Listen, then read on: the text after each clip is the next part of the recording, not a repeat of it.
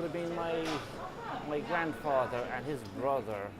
They were John and Morris. They were O'Reilly brothers. They were known. They had butcher shops around the place, and they had an abattoir and a tripe house up the north side of Cork City.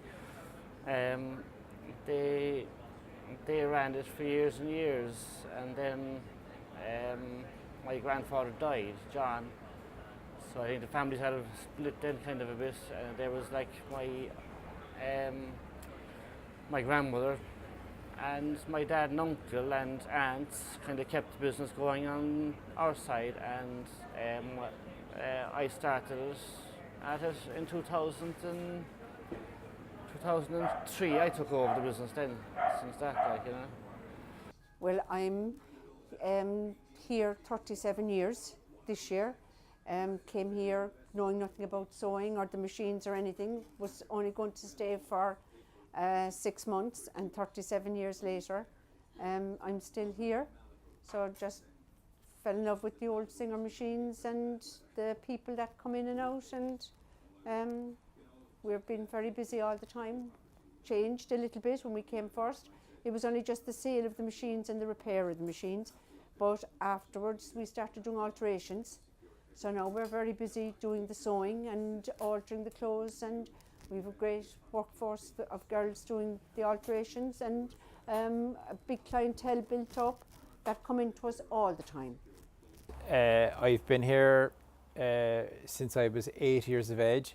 My dad was here before me. He started here in 1951, and I think he was kind of anxious that he'd have somebody to take over the business, so he brought me in at a young age. Initially to act as almost, shall we say, a store detective. It was to watch toys being stolen, and what he was really, I suppose, doing was he was getting me to watch customers and how they reacted, and to study from a young age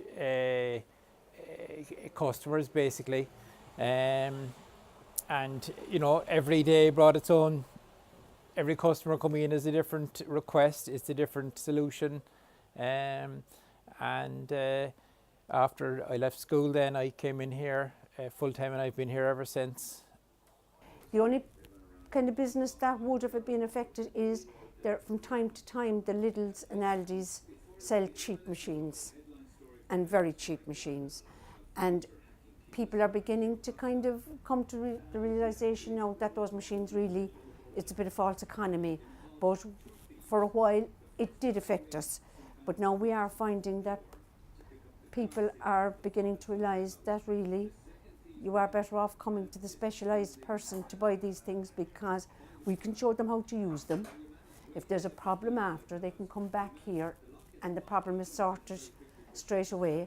Whereas when they go back with the problem somewhere like Lidl or any of those people don't know anything about the machines, they can't show them, or they can't help them out, or they can't give them parts. So it's beginning, people are beginning to realise that it might be better to come to the specialised people for things like that. Well, the bigger factories, I'd say, really, like say when the big factories, since they've got like all the production of the tripe, and they're exporting a lot of it, they get big prices in the export trade, so they're charging me the same prices, and prices risen and risen. And you know, before it was kind of a cheap food, but now it's like it's so expensive. It's kind of like a delicacy at this stage, and some people aren't prepared to pay the same money for it, you know. I had very good parents. They were excellent. My father was a butcher, and my mother was a property owner. And we lived in the north side. I didn't get much schooling because I was in the market, and I was always behind the counter, which was an asset afterwards, because I went to England and I got very good jobs because I was experienced for serving people behind the counter.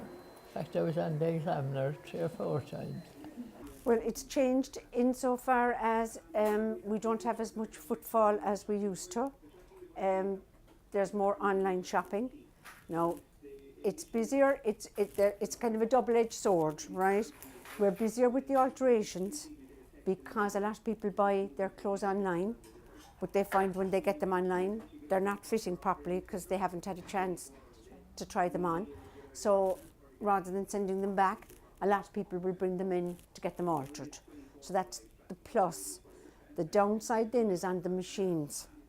Some people are buying the machines now online where they can get them a little bit cheaper.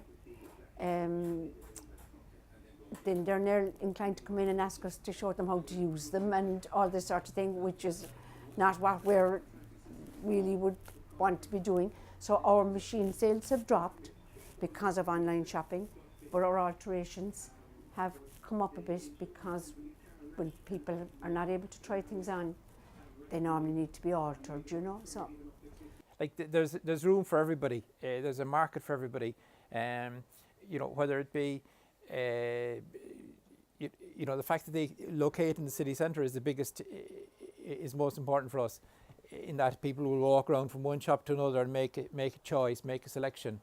I suppose the biggest threat to any business today is probably retail business today is probably online, and you know, unfortunately, people have gone down the road of setting up websites, but really at the end of the day, it's Mr. Google and Mr. Amazon control they seem to control the online business. I've heard stories of guys ordering chewing gum online, you know. Like, I just kind of question why you would bother, but you know, the delivery guys tell me they've delivered chewing gum, you know. You know, like, can you not get to a shop to buy chewing gum? Yeah, I'm depending on footfall in town, and if people aren't coming to town to buy stuff, they're not passing here, they won't, they can't buy stuff from me, you know. It is definitely, yeah. A few years back there now, when there was a kind of big influx of Eastern Europeans and that kind of thing, like, you know, I got very busy that time because all the Eastern Europeans are mad to eat tripe. They love it, you know. And but now they're I know there's still a lot of them around the place, but like there's they haven't, you know, the numbers have gone away since the building went down, like, you know. So if the building comes back a bit, maybe there might be more of them come back, and I'm just hopeful that it might build again in that way, you know. But Oh, I would, the market will always last. The variety. It's the variety of the different stalls and the different people. And people go automatically to people they like. They just like them and they like to converse with them. And they go for that reason. I mean, we would know if you were here and spent any time, you'd know that most of the people when they come in, we'd know their names. So they'd be in and out so often that we would be on, you know, we'd know their names, you know. I suppose I'm a social person. I like talking to people. I like meeting people, and I think that's what really helps as well. If you're a shy person and didn't like dealing with the public, you should not be in retail. But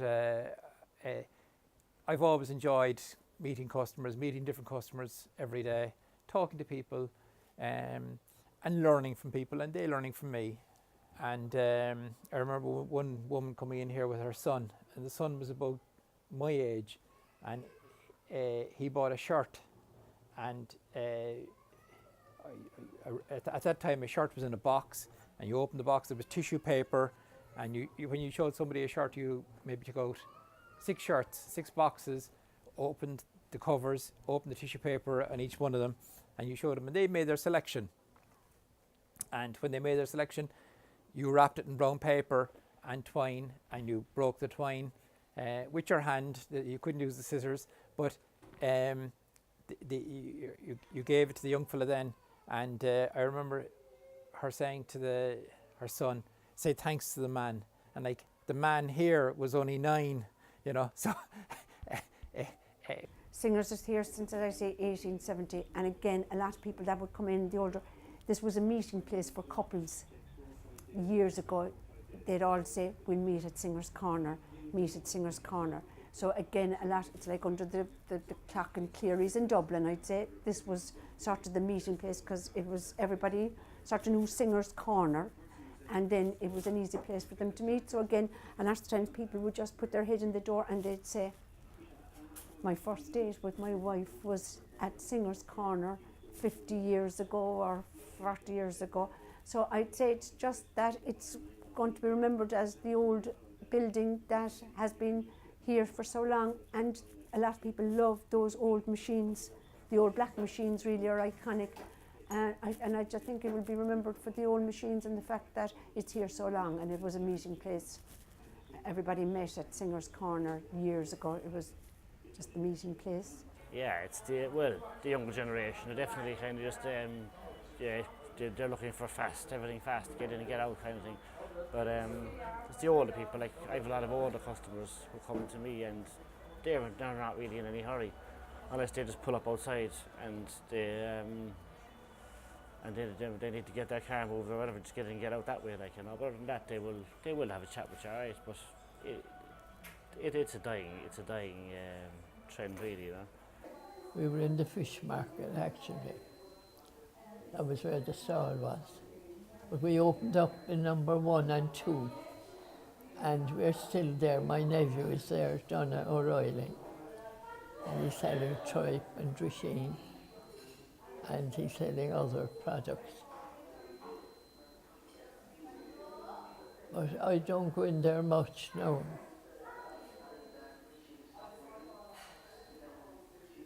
And do you mind just saying your name and your age?